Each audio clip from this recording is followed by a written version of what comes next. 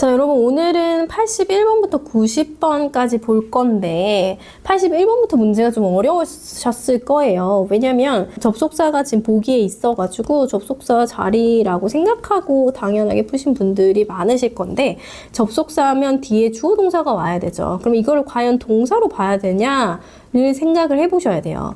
demand라는 건 이제 주어일 거고 그 다음에 동사가 오려면 사실 여기 s가 있어야 수일치가 맞아 떨어지거든요. 그럼 얘가 지금 동사가 아니라는 소리일까요? 그렇게 되면 복합명사인가 또 의심을 해보겠죠? 근데 이게 또 복합명사일 수가 없는 게 A, B, C, D 중에서 전치사가 없거든요. 그러면 이 문제는 여러분들이 모르는 문제일 거예요. 만약에 틀리신 분들은. 자, 이게 뜬금없이 should가 보기에 이렇게 나왔다는 거는 should 다음에 주어 동사 이렇게 쓰는 가정법 미래도치라는 말이 있어요, 여러분. 이거를 제가 해설지에 어떻게 적어놨는지 살짝 가져와 볼게요. 가정법 미래도치라는 건 if가 원래 들어가는 게 가정법이잖아요. 그죠? 이거 살짝 지우고 다시 볼게요. if가 원래 들어가는 게 가정법인데 if를 빼고 그 뒤에 있는 걸 도치를 시키면요, 여러분. 원래는 여기 있죠. if, 주어, should, 동사원이요. 이렇게인데 얘를 빼버리고 주어와 should가 이렇게 도치가 되는 겁니다. 주어와 should가 도치돼요. 그러면은 그냥 봤을 때는 주어 다음에 동사 원형이 나오는 거라서 수일치를 따지지 않으면 이게 도치가 됐는지 아닌지 눈치를 챌 수가 없거든요. 그래서 이 문제는 좀 어려울 수 있어요. 만약에 처음 마주하시는 분들은. 가정법 미래니까 미래에 일어날 가능성이 아주 낮은 상황을 가정할 때 쓰는 가정법이고요. 얘는 이런 식으로 도치 문제로 간혹 고득점용 문제로 나오기도 하거든요. 그래서 한번 경험을 해 주십사. 제가 살짝 실어놨습니다. 그래서 정답은 A로 가시면 될 겁니다. 해석은요, 혹시 뭐뭐 한다면 이라고 해석을 하시면 돼요. 혹시 뭐뭐 한다면 주어가 동사할 거다. 이런 식으로 보여주시면 됩니다. 그리고 82번 같은 문제는요, A, B, C, D 보고 자, 이게 접속사도 있고 전치사도 있으니까요. 이 자리가 무슨 자리인지 먼저 보는 훈련 많이 앞에서 했었죠. implement라는 거를 이제 동사로 봤으면 또 이 문제는 풀 수 없습니다. implement는 삼형식이라서 뒤에 목적어가 와야 돼요. 없다라는 건 분사로 써졌다는 거라서 뒤에서 꾸며주는 형태겠죠. 그래서 얘는 전치사 자리고요. 전치사는 D밖에 없어서 1초 만에 가실 수 있습니다. 그러니까 평소에 구조 분석 연습을 좀 많이 해주셔야 이런 문제도 빨리 푸실 수 있어요. 83번은요. 이것도 저 같은 경우에는 A번으로 무조건 우선 대입을 할 거고요. 대입을 해서 말이 되면 그냥 정답 1초 만에 가주시면 되는데 이게 가능한 이유가요. 저 같은 경우는 문법용 토익 부사 노트라고 해서 제가 따로 만들었죠. 제가 이걸 한번 다시 가져와 볼게요. 옆에다가 좀 해놓은 거. 자, 해설지에 제가 강조부사를 살짝 정리를 해놨는데 여기서 더 자세한 내용은 제 문법용 토익부사 노트에 강조부사 외에도 좀 특이하게 위치할 수 있는 그런 부사들을 많이 정리했고요. 뭐 시제부사는 물론 다 들어가 있겠죠. 그래서 이 강조부사의 특징이 여러분 전명구나 부사조 접속사, 명사 앞에 올 수 있는 부사예요. 여러분들 부사라고 하면 명사를 수식을 못하는 게 가장 큰 특징이죠. 근데 얘는 예외적으로 명사 앞에 올 수 있어서 좀 특이하다라고 보고 그렇게 위치로 먼저 우선 대입을 해볼 수 있다는 꿀팁이 있습니다. 그래서 무조건 해석으로 전부 다 하나하나씩 해볼 필요 없이 이거 어차피 강조부사고 전명구 앞에 올 수 있는 특징이 있는데 얘를 넣어서 말이 되면 너무 땡큐 아닌가요? 그래서 해석은 해설지 보시고 자세하게 좀 해주시면 되고요. 저는 문법으로 어떻게 접근할 수 있는지를 좀 알려주는 역할이라서 요거는 1초 만에 찍고 넘어갈게요. 84번 같은 경우는 여러분들 함정에 빠질 수 있어요. 제가 부정대명사와 부정형용사 완벽정리 노트에도 적어놨는데 wide selection of라고 해서 이 다양한이라는 뜻을 가진 애들 있어요. an array of라던가 variety of라던가 이런 것들을 우리가 다양한이라고 외워줘야 되는 문제고 그 다양한 사이에 이렇게 들어갈 수 있는 wide라든가 뭐 large라든가 뭐 이런 거 있거든요. 얘는 뭐 넓은 큰 이게 아니라 훨씬이라는 뜻으로 해석이 되면서 훨씬 다양한이라는 뜻이 돼요. 근데 이걸 좀 정확하게 외웠는지를 좀 체크를 해주셔야 되고요.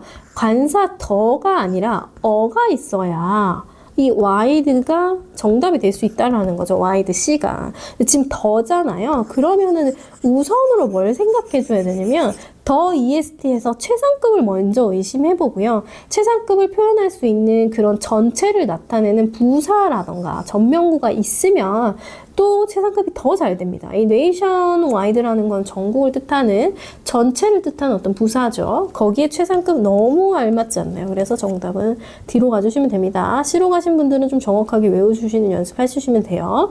자, 85번 같은 경우에 실제 기출에서 나왔던 문제고요. 이거를 시간이 너무 없어서 빨리 풀다가 어떤 실수를 할 수 있냐면 저도 한번 실수를 해가지고 여러분들한테 크게 공지를 드린 바 있죠. 커버리지도 명사고요. 커버를 우리가 한국말로 뭐 커버한다 이런 식으로 동사로 너무 많이 접근하다 보니까 명사가 순간 안 떠오를 수도 있고요. 이게 이제 표지라는 뜻이 있다고 생각을 못할 수도 있는 문제라서 한 번 더 제가 복습 겸 기출에 나왔던 단어니까 말씀을 드리는 거예요. 그래서 명사 자리인 건 알았지만 A가 명사인 걸 알아야 되고 A의 뜻이 표지라는 뜻이 가능하다는 걸 알아야 A로 가실 수 있어요. 이제 커버리지 같은 경우는 뭐 방송, 보도나 취재, 뭐 범위 뭐 이런 식으로 나오는 단어라 지금 문맥과 맞지 않아서 정답이 될 수 없습니다.